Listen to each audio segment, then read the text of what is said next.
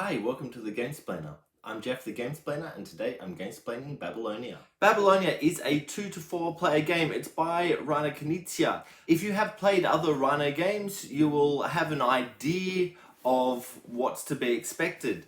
The whole thing with Rainer Knizia games is that there's a sense of not really having a grounding in the thematic material, but the way of play is a really good. So just get a balance on that, and look, I'm okay with that. I find that this one has a little bit more a feeling of the title Babylonia than a lot of other games. A lot of other games that I've played of his, they're a core mechanism and you just kind of move through the things. In this game, you have a board which has a couple of rivers on it, the Tigers, Euphrates, I think they are, and you're using a section of that board. If you're playing a 2-player game, you use this bit and this bit. If you're playing a 3-player game, you use this bit and this bit. If you're playing a 4-player game, you use all 4 bits.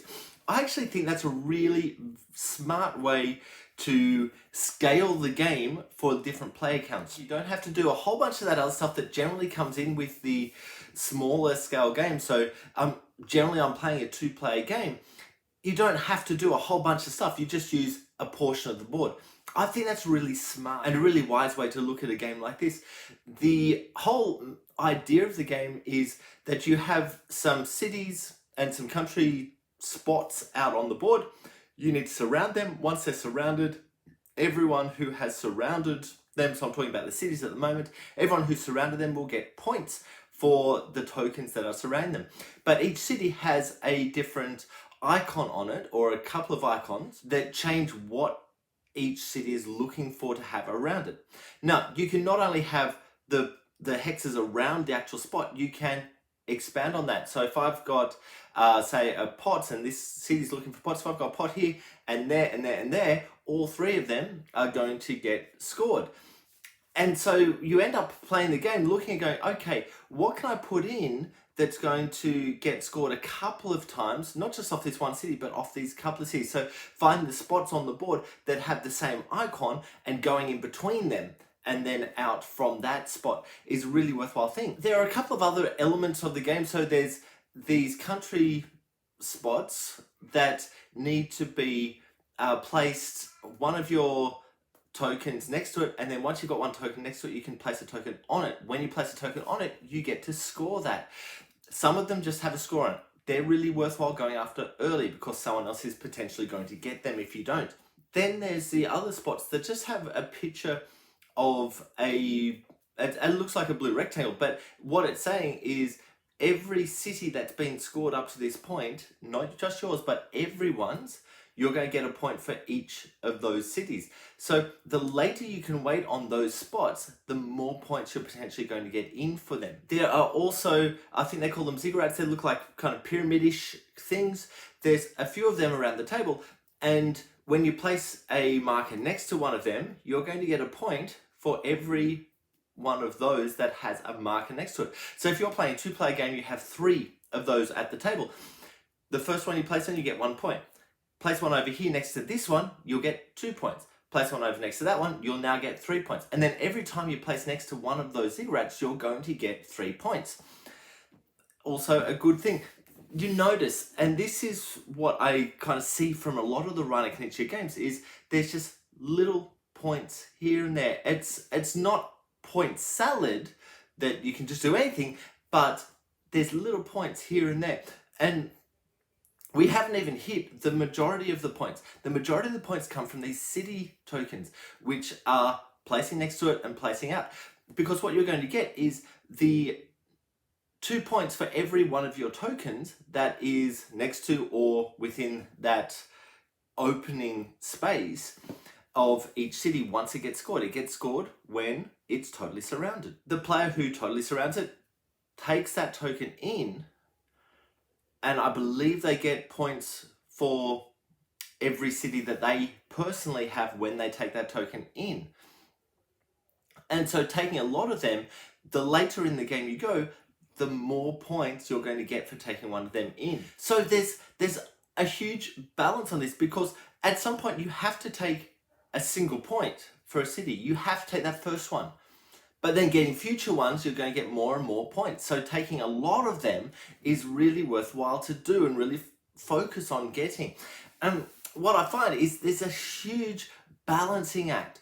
The last game I had with my wife, we were pretty much in line with each other. One of us would get a whole bunch of points, then the other one would do something and get a whole bunch of points and come up to them or just past them. And we're doing this all the way through until we got to the end, when suddenly the thing that won the game for me was I got a couple of cities that had a whole bunch of tokens next to them, because I'd been working the entire game just putting things next to these two cities.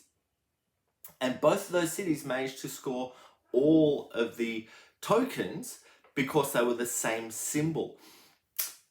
There's a real fine line on the balance of what you go after with this game, and kind of you could math it almost. There's little points, so it's a run again. There's so many little, just take a point here, take 2 points there, take 3 points over there. There's a lot of that stuff going on. But if you can keep your mind on the bigger picture, you'll find that that will likely get you better points at the end of the game. In terms of Rhino games, I actually really appreciate this one. I think this is actually a really wonderful game. There's some extra things that go on. So whenever you surround one of the ziggurats, no, when I'm talking about surrounding, how this is actually a really important element of the game is a surrounding is all the land tiles around one of these pieces. A lot of these pieces also share some hexes with the river.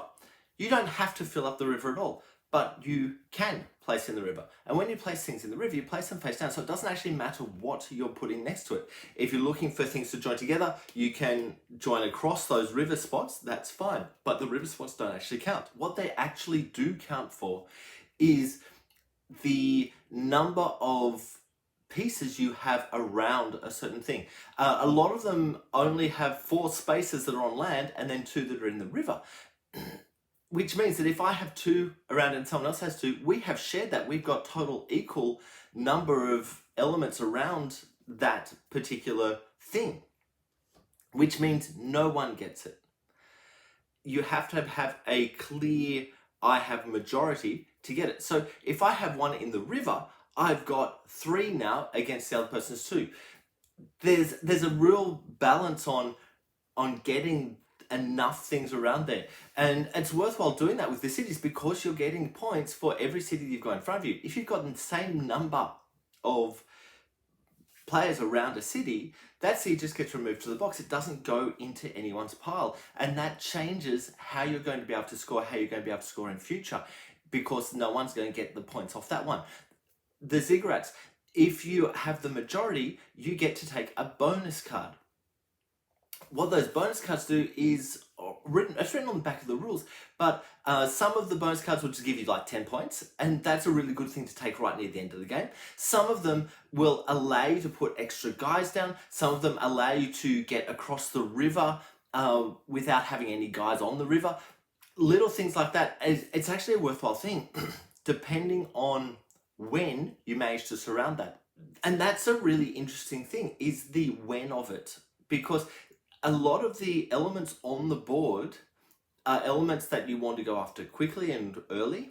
A lot of them you want to leave there and not go after until there's a lot of stuff happened all the way through the game that's going to get you some extra points. With these ziggurats, the cards that you have to choose from, they have the ability to be things that you can just use once. So there might be there's one that gives you an extra turn once you've had your turn. That's a good thing to use. That's a good thing to have, and allows you to suddenly build up something that you may not have been able to build up before. There's a whole bunch of different things. The essence of the turn, by the way, and I should have said this right at the beginning, but I'll say it as we come towards the end, is you have 5 markers in front of you. You can use 2 or 3 of them. If you're using 3, all 3 of them have to be farmers. If you're using 2, one could be a farmer, one could be one of these other icons, or they could both be these other icons. If you're putting anything in the river, which is the face down guys, you can only put out 2 things. Even if they're all farmers, you can still only put out 2 things. So having the ability to have an extra turn, you're suddenly able to put out 4 things, or 5 or 6 even if you go with farmers. There's actually a real good balance on those cards, but getting those cards it's tough. It can be you've got to just focus on getting around those ziggurats so you can get the cards early, or they just happen at some point. And this is really a good thing on the cards, is those ones that enable you just to take 10 points are really good for end game. Not so great for through the game. Well, you'll get an extra 10 points, but taking that at the end will enable you to get a really good bonus. Whereas taking a card that allows you to cross the rivers without having a token on there is really good to have early, because it means every time you score stuff, you can score across the rivers without having to have token. There's a real balancing act on which way to go with these and which one to get, and I really actually appreciate it. I think this is one of those games that, and it hasn't really been spoken about a heap, or not that I've seen anyway, but it's a good game. It's a worthwhile game to have a look at. I have started blogging about these, by the way. The Gamesplainer at WordPress, or whatever I can't remember what the actual icon is. I do apologize about that. But I'll probably put the link just at the bottom. So please have a look at that. You can have a read of it. Please go on and watch my Gamesplanation to get a feel for how the game actually plays and what the rules are for all the little bits. If you have any comments or suggestions, please write them below. If you have any games that you would like to be Gamesplained, please shoot me an email to thegamesplainer@gmail.com. Follow me on Instagram and Twitter @thegamesplainer to keep up to date with the games that I'm playing. Subscribe to my videos to keep up to date with the games that I'm gamesplaining. And until next time, enjoy gaming.